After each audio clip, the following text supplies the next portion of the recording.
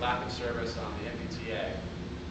People are going to say they're just using different platforms. So what's wrong with people saying, I don't like Children's Hospital online? They're going to say it in a newsletter, they're going to say it in a letter to the editor, they're going to tell their friends. So what's good about social media is, say someone does say something about your school, your alumni. I'm not going to give it back to St. George's or St. Mark's because you fired the headmaster. Well, that's good to know. So now you know that this person who graduated in 1994 has that sort of issue, and now you can relate to it. And you can begin a dialogue with this person or persons. So the quick answer to this is, don't worry about it. If you really make a mountain out of a molehill, people are going to say it no matter where it is, online, offline, on the BlackBerry, the newspaper, on the blog. Okay, another concern is, okay, we have a crack team of social media people, but she's just 22 years old, she just got out of college, I don't trust her talking about what we're doing. That's a genuine concern. So my answer to that is, all right, we'll get everyone on board, have one voice, get a social media policy outlined for your company, and if you get everyone having the same voice, the same sort of tone online, you'll be better off. The more time you spend deliberating on your voice, the better off you'll be. Information overload, we'll talk about that a little bit. And then this one is the elephant in the room. And so this is a direct, I'm going to answer that question about the social versus what should I say online? What should I say online? I don't want to blur this line between me as director of development at Shore Country Day School and me as a mom with 3 kids who loves digital photography and cooking. The really quick answer to that is, don't worry about it. The more transparent you are, the more real you are, the more you let your guard down, the more successful you will be. And I can say that with 100% confidence. People can know that you're up late at night and you're stressed out because of, you say you hop on Facebook and you are stressed about tax season or Christmas or your kids are sick. You're a human being. And so there's really nothing wrong with sharing how you feel, even if you are director of development at Global General Hospital. Does anyone want to dig deeper on that at all? Because if you can get over that hump, and if you can get everyone else in your organization over that hump, you'll be okay. Yes? I've got a counterpoint to that, however, is that if you're trying to transition into a job like that, wanting to go to the company, they're using that against you now. So what's True. And the comment was, that can be used against you if you're between jobs and you are stressing about your 4th interview you didn't plan or whatever that may be. Good point. My response to that is, well, I think this mostly happens on Facebook. And you can, much to everyone's disbelief, there are security preferences you can put on Facebook. So people will not be able to, your Facebook profile can be put on. You can say whatever you want. Facebook guarantees they'll privacy. So bitch and moan about your employer all day long. You just block. You have the power of who your friends are. So I hope that answers your question, because you really can control what is said about you online, especially on Facebook. You can lock down your profile completely. Only you can see what you want. I just started a group for our nursery school.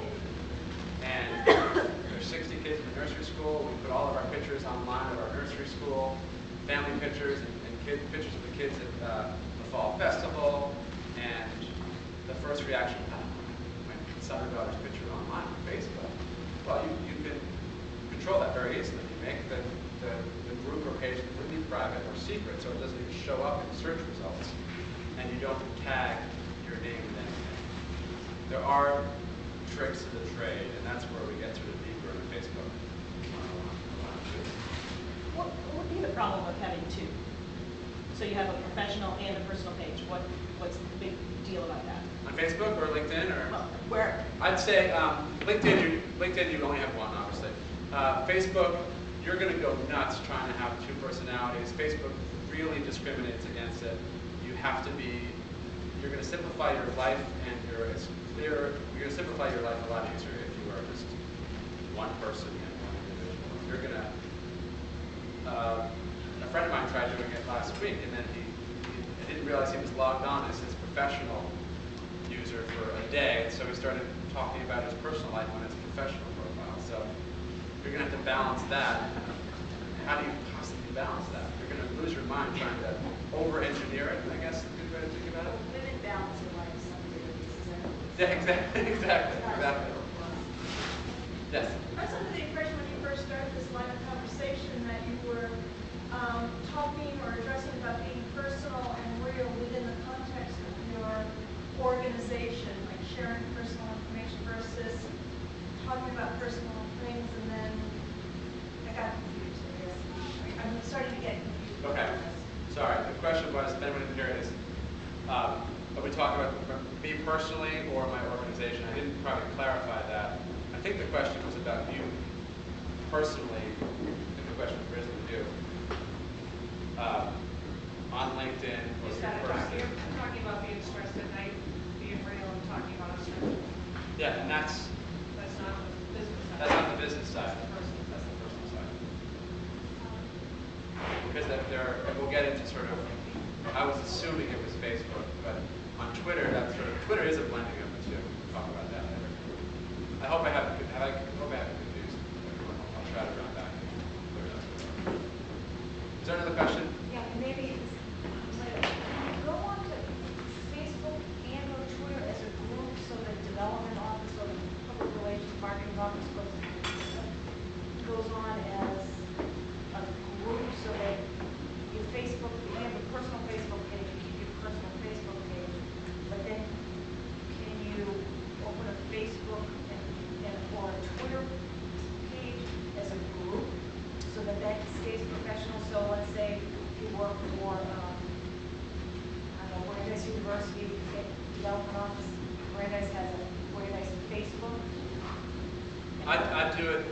No, I wouldn't put a Facebook group of your colleagues on Facebook. I'd do that on LinkedIn. So that it's only professional.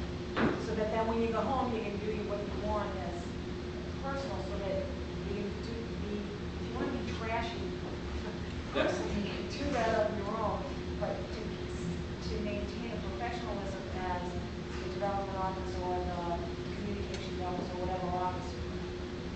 Yeah, but I see what you're saying. I would not develop a Facebook group of your 10 alumni, your 10 development officers at Boston College. I wouldn't do that. So that's the quick answer to Okay, that. that's what I want. But I would develop a group of development officers at Boston College if you want to. Or you could, there are tons of different ways I can go with this, but the quick answer to the question is no. Facebook is a very clever way of making sure that you are that person. You are interconnected to a lot of different groups and organizations. You have to, like you do personally, it has to be your one person. Yeah. Okay, now Twitter, can you do as a group? I don't know, I've never done. No, Twitter you can. Twitter is you. Twitter is just you. Twitter is just you. Yeah. Okay. Yes.